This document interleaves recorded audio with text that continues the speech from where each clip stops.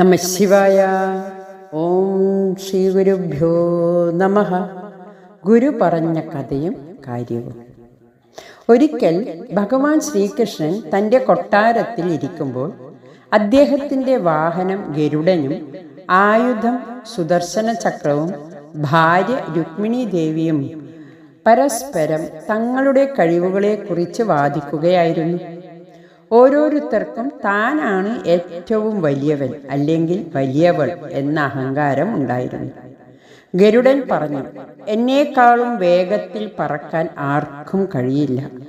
ആ കഴിവുള്ളത് കൊണ്ടല്ലേ ഭഗവാൻ എന്നെ തൻ്റെ വാഹനമായി തെരഞ്ഞെടുത്തത്.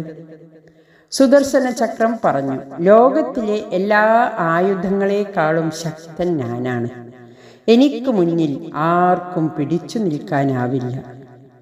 രുക്മിണി ദേവി അപ്പോൾ പറഞ്ഞു, ഞാൻ സാക്ഷാൽ സീതാദേവിയെ പോലെയാണ്. അവരുടെ അഹങ്കാരം കണ്ട ശ്രീകൃഷ്ണൻ മന്ദഹസിച്ചു. അവരുടെ അഹങ്കാരം ഇല്ലാതാക്കാൻ അദ്ദേഹം ഒരു പദ്ധതി തയ്യാറാക്കി. ശ്രീകൃഷ്ണൻ രുക്മിണിയോട് പറഞ്ഞു, പ്രിയേ, നാളെ എന്നെ കാണാൻ ഒരു വിശിഷ്ട അതിഥി വരുന്നുണ്ട്.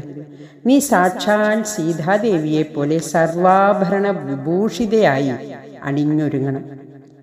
പിന്നീട് അദ്ദേഹം ഗരുഡനെ വിളിച്ചു പറഞ്ഞു, ഗരുഡ, നീ വേഗം പറന്ന് കാതങ്ങൾക്കപ്പുറമുള്ള ഗുഹയിൽ തപസ് ചെയ്യുന്ന ഹനുമാന്റെ അടുത്ത് പോയി ശ്രീരാമനും സീതാദേവിയും അദ്ദേഹത്തെ കാണാൻ ആഗ്രഹിക്കുന്നു എന്ന് പറയുക.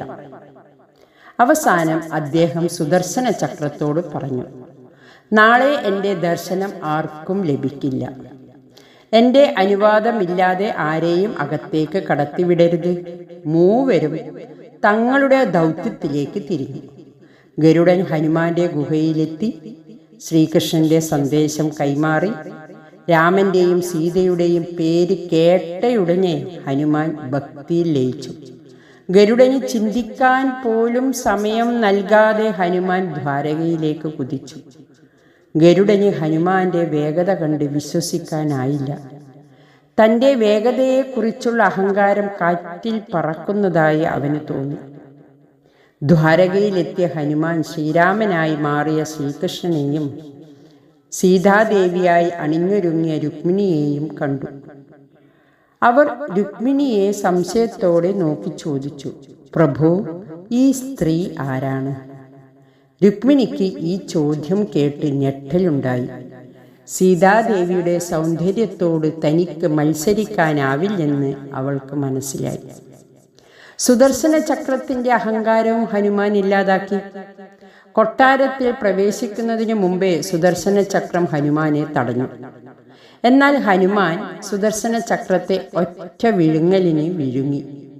ഹനുമാന്റെ വയറ്റിൽ കിടന്ന സുദർശന ചക്രം തൻ്റെ നിസ്സഹായാവസ്ഥയെ കുറിച്ചോർത്ത് ലജ്ജിച്ചു.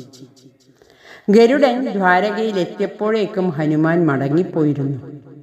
തങ്ങളുടെ തെറ്റ് മനസ്സിലാക്കി ഗരുഡനും സുദർശന ചക്രവും രുക്മിണി ദേവിയും തലകുനിച്ചു നിന്നു.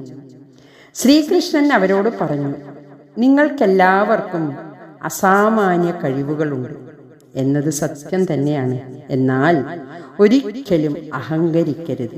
കാരണം ഈ ലോകത്ത് നിങ്ങളെക്കാൾ കഴിവുള്ളവരും ശക്തരുമായവർ എപ്പോഴും ഉണ്ടാകും. വിനയമാണ് ഏറ്റവും വലിയ ആയുധം. ഹരി ഓം നമഃ ശിവായ.